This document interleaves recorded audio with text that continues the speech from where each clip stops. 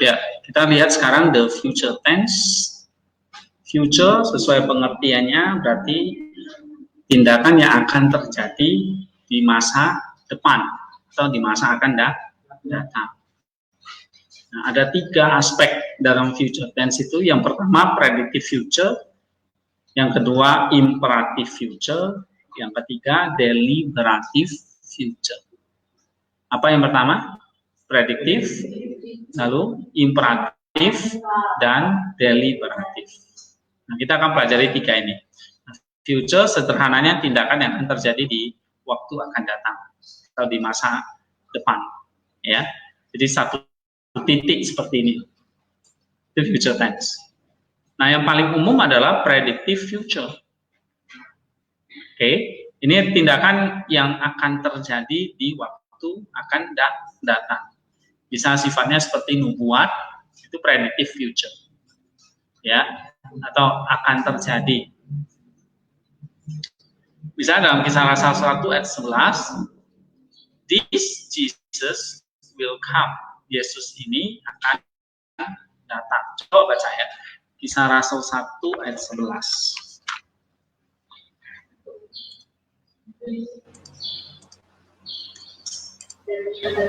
Iya, baca yang keras. Kisah 1 ayat 11. Dan berkata kepada mereka, hai orang-orang Galilea, mengapakah kamu berdiri melihat ke langit? Yesus ini yang terangkan ke surga meninggalkan kamu akan datang kembali dengan cara yang sama seperti kamu kejadian naik ke surga. Nah, mana di situ? Dari bahasa Indonesianya aja tuh. Akan datang. Ya, Yesus akan datang yang kali kedua. Masih sifatnya future. Nah, Yunaninya ini dia, eleusetai. Coba parsing eleusetai. Sintaksnya indikatif, future, middle, deponent, third person, singular. Ya kan? Tensisnya apa di situ? Future. Nah, apa? Predictive future. Yesus akan datang. Ya. Saya kira ini nggak terlalu sulit. Coba Filipi 1 ayat 6 baca.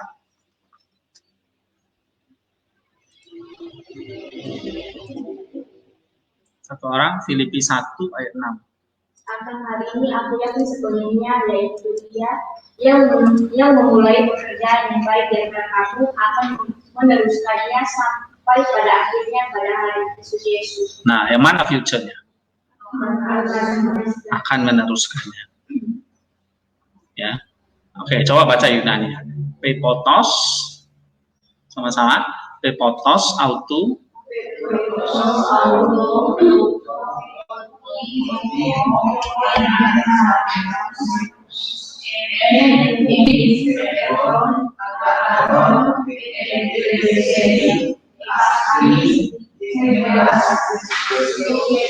Ya.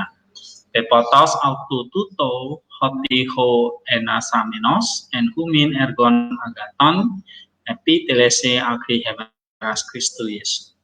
Nah, di sini future-nya adalah epitelese, ya kan, akan menyempurnakan atau akan di sini menyempurnakan harusnya ya, sampai pada hari Kristus. Epitelese. Oleh parsing apa? Indikatif, future, aktif, third person, singular. Nah, ini adalah predictive future. Tapi ada yang kedua yang namanya imperative future. Nah, yang disebut imperative future ini berarti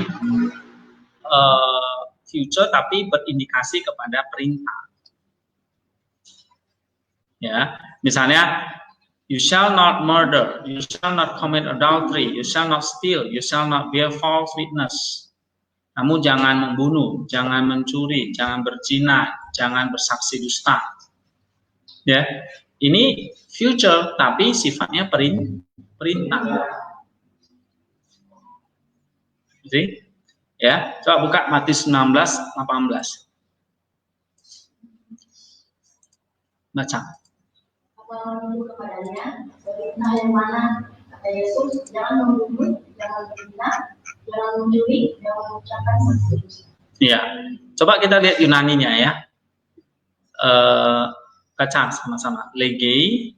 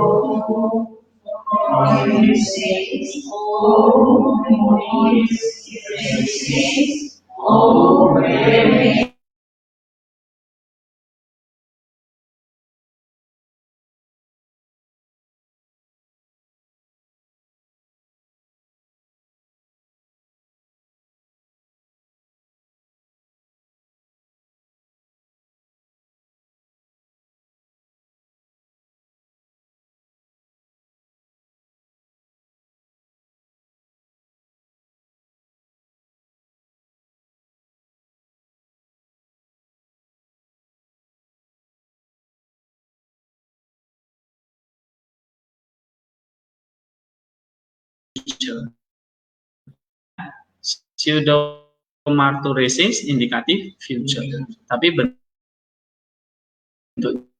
larangan atau perintah. Ini kamu seperti harus bertukar cita oleh berbagai pencobaan. Iya. Coba baca Yunaninya.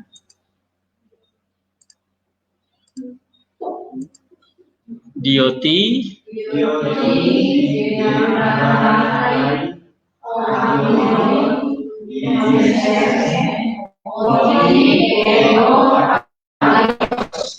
Oti ego hagios. Ya, kuduslah sebab aku kudus. Ya, SST, ya kan? Kuduslah kamu, perintah ini. You shall be holy because I am holy. Nah, kamu kuduslah. Itu future tapi perintah.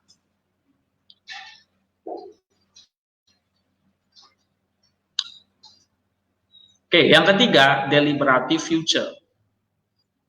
Nah, ini artinya bentuk pertanyaan ya. Menanyakan satu pertanyaan, tapi yang jawabannya itu kita sudah tahu. Hanya pertanyaan yang sifatnya itu penegasan. Oke. Deliberative future. Misalnya pertanyaan apa itu ya?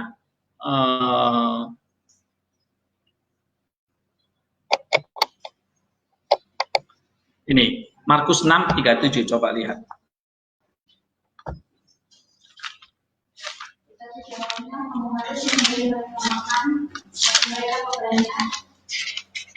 Jadi haruskah kami melewati seharga 200 dinar untuk memberi makan?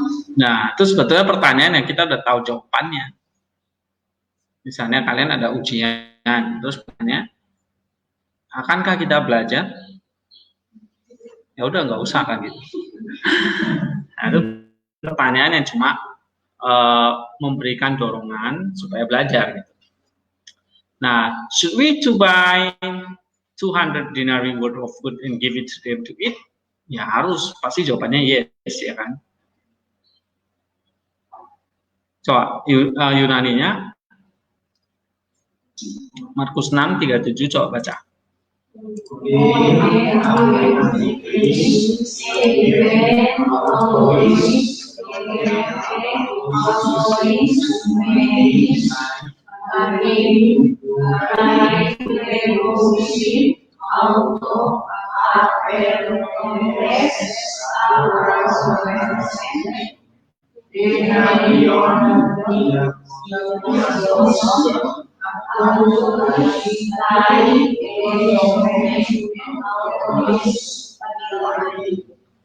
Ya. Haruskah kami memberi roti seharga 200 dinar dan memberi mereka makan? Ya, ya kan? Ini kan satu pertanyaan deliberatif namanya.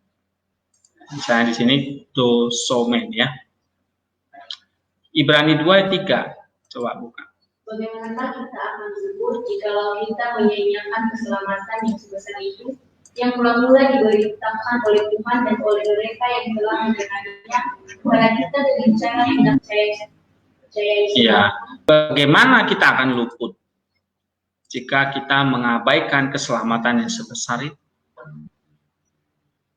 Ya kan? Nah, ini satu pertanyaan lagi nih. Yunaninya coba pos hemes.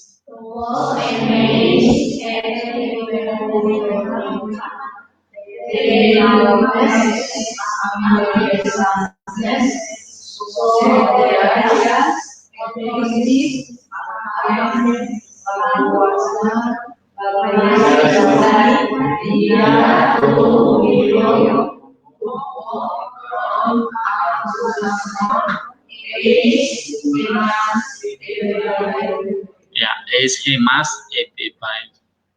ebebayo te. Ya. Nah, yang mana yang menyatakan future deliberatifnya? Meta, ya kan? Ek fuso meta. How shall we escape? Shall we escape? Nah, itu tentang future.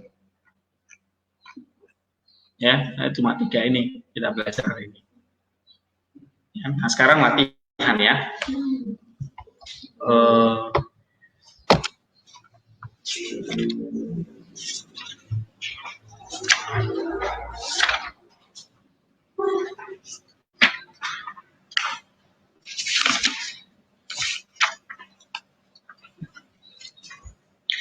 Coba Matius 1:21.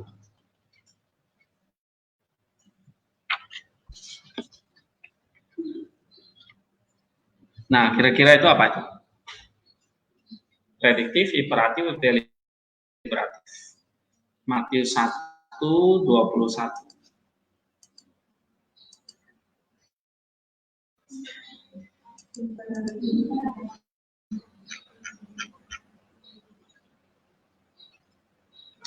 Di situ ada kata kaleses, menamakan, akan menamakan. Perintah. Terjemahannya jadi shall call his name, ya, shall call.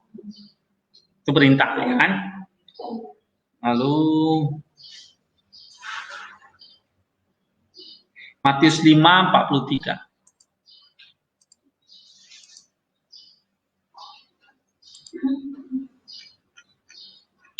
Nah, kata agapesis,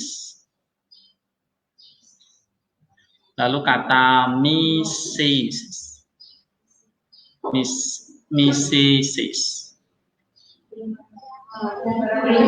apa? Iya, future-nya sebagai imperatif.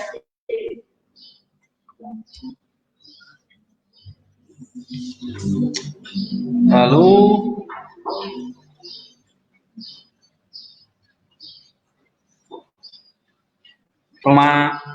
ini aja. Matius 18:21.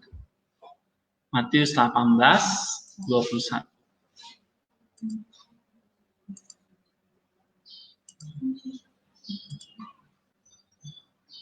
Nah, di situ ada kata hamar tc.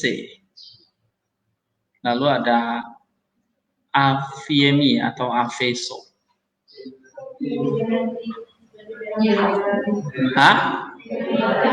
Deliberatif, ya kan? Pertanyaan. Matius 3:11.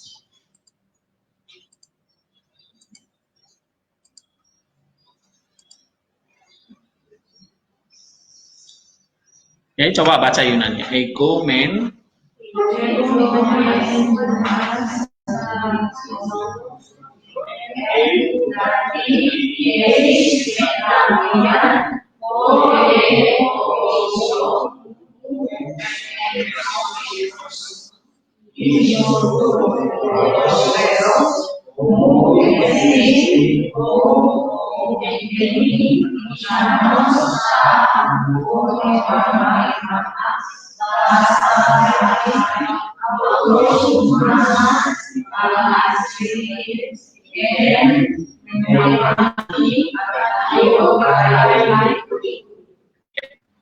Nah, coba cari future-nya apa di situ. Baptise, ya kan? Ini dia. Baptise and pneumati hagio kai puri. Ia akan membaptis kamu dengan Roh Kudus dan dengan api.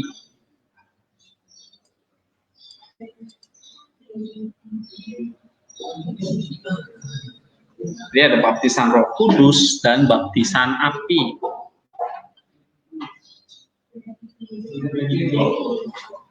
Sama nggak baptisan Roh Kudus dengan api? Sama.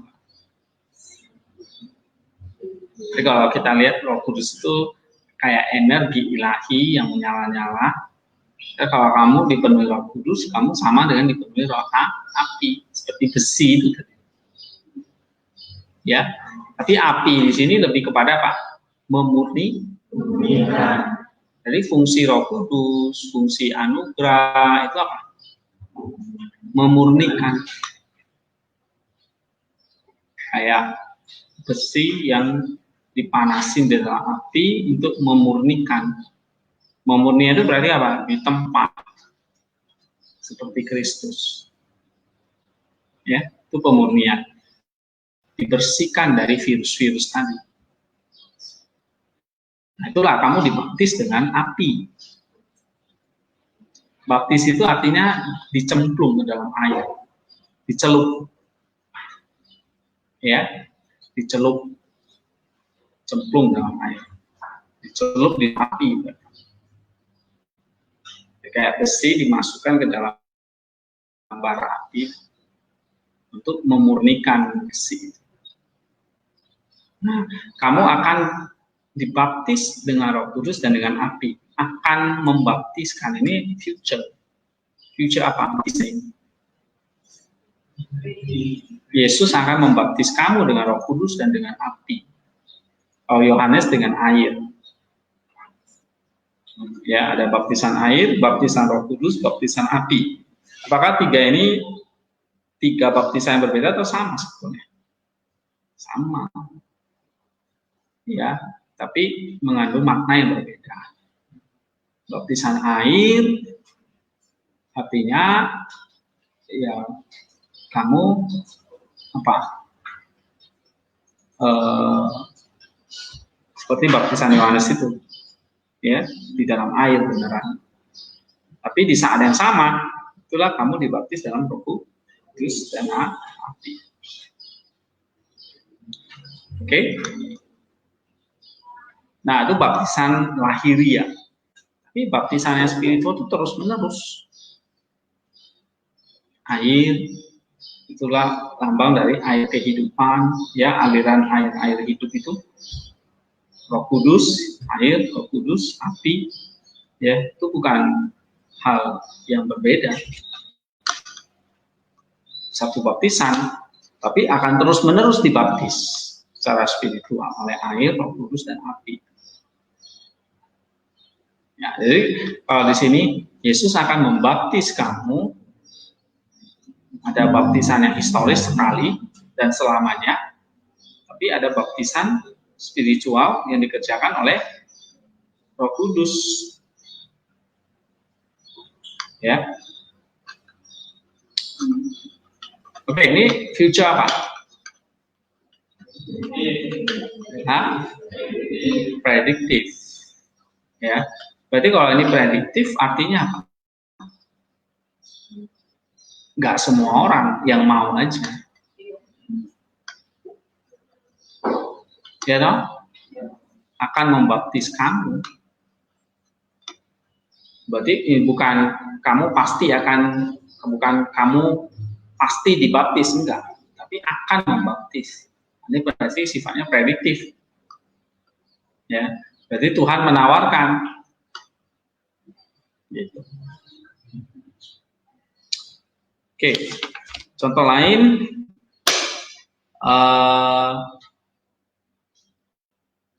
Galatia 6 ayat 5.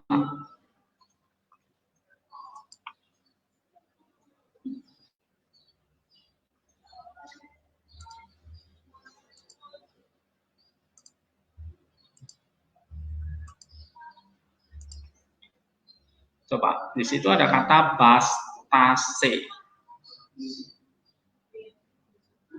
Indikatif future, aktif third person singular. Sebab dia orang-orang akan memikul tanggungannya sendiri.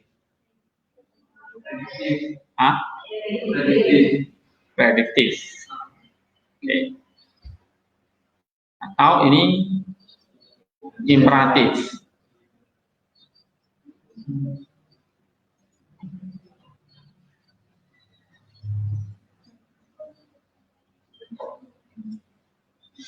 Yang namanya prediktif itu belum pasti loh. Tapi kan tiap orang akan memikul tanggungannya sendiri pasti kan. Tiap orang tuh punya salibnya sendiri-sendiri. Hah? Tapi itu bukan pertanyaan. Apa? Itu bukan perintah. Tapi bisa dikatakan ini. Nah, satu lagi ada namanya gnomic future. Ini namanya gnomic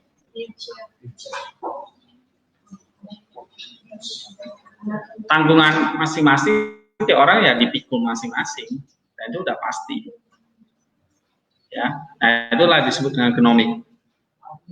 Kayak setiap orang akan mati, itu gnomik.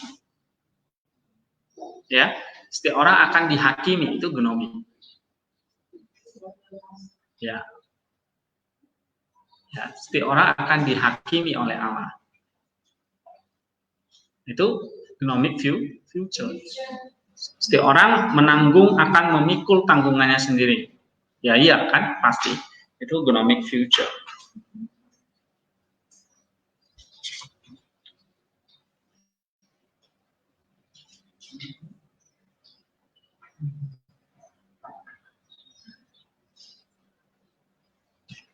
Oke, saya kasih tugas ya.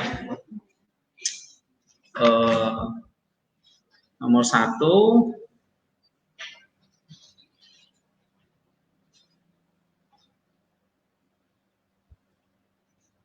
Matius 21:43. Matius 21:43.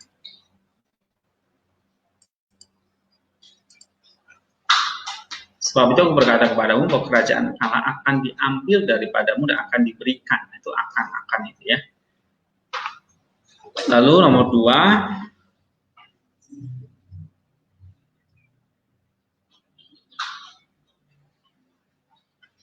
Roma 6:14.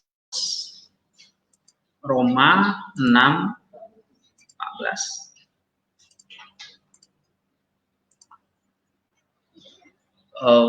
Ada kata ini dia, kuriose. Ya. Lalu nomor 3,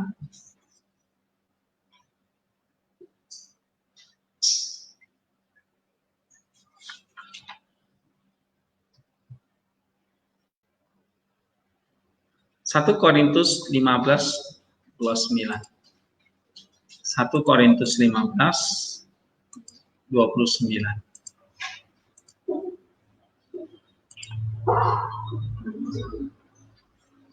Oke, nah di situ ada kata poiususin.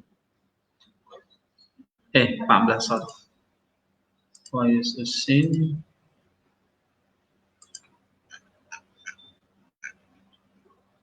Ini ya.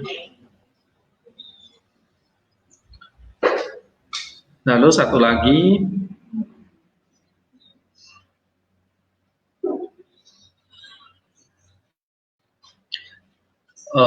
Efesus 5:31. Efesus 5:31.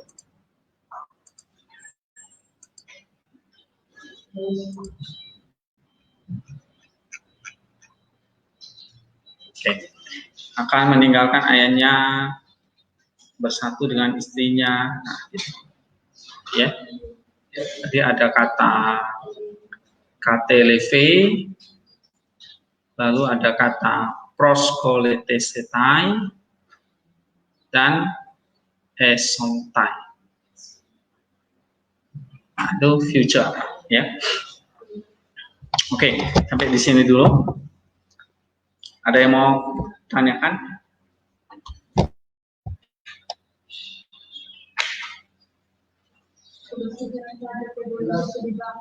Satu lagi berapa? Apa? Ayat apa? Oke, kita Matius 18 15 ya.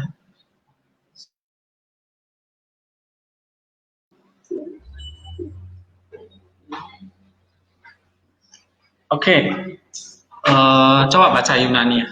Ian di hamartese aldelphos su upage election auton kai automonu ean su akuse eker desas ton adelphon su. Apabila saudaramu berbuat jahat, tegurlah dia di bawah 4 mata. Jika ia mendengarkan nasihatmu, engkau telah mendapatkannya kembali. Oke, aurisnya mana nih? Nih ya, hamartese.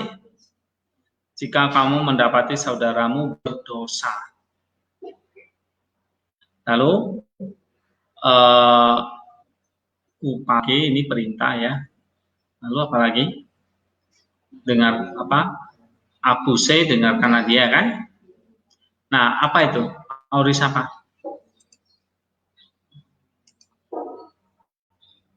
Nih.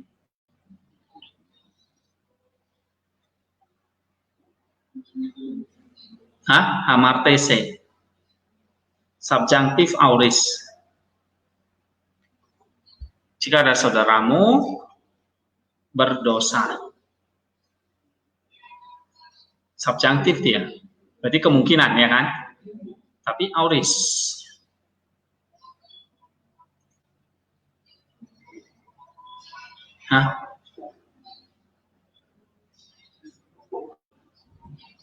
Perbuatan dosa, berarti ini sifatnya kita nggak tahu kapan dia berdosa dan seperti apa ya kan? Berarti ini apa? Konstatif. Ada yang enggak? Oke. Lalu imperatif auris nih. Ya. Dikatakan apa? Tegora dia di bawah 4 mata. Ya.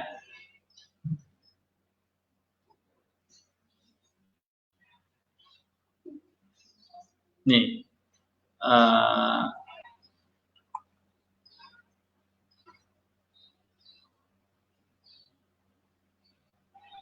Ayat berarti 9 ya.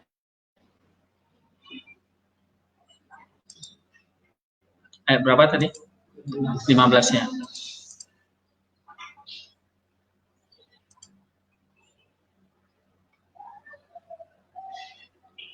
Upage eleison autometaku sukai automono ean akuse ini ya, ini juga auris gimana? Auris apa itu? Jika ia mendengar kamu mendapatkan dia kembali. Ini tegurlah. Apa?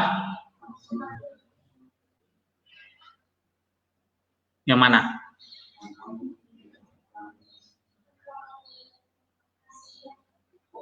Oke, kamu mendapatkan ya.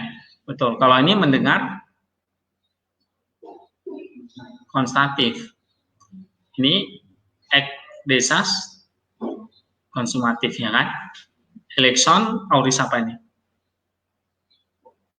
Tegurlah. Ya konstatif aja ya kan? Tapi sifatnya perintah. Oke. Ada yang lain nggak? Kalau ini, kalau hamartese sin tadi apa? konstatif. Ya, kalau desas apa? Iya, kalau akuse konstatif.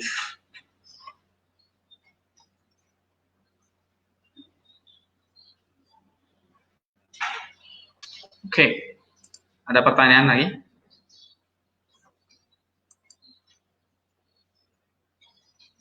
Kalau nggak ada, kita selesai.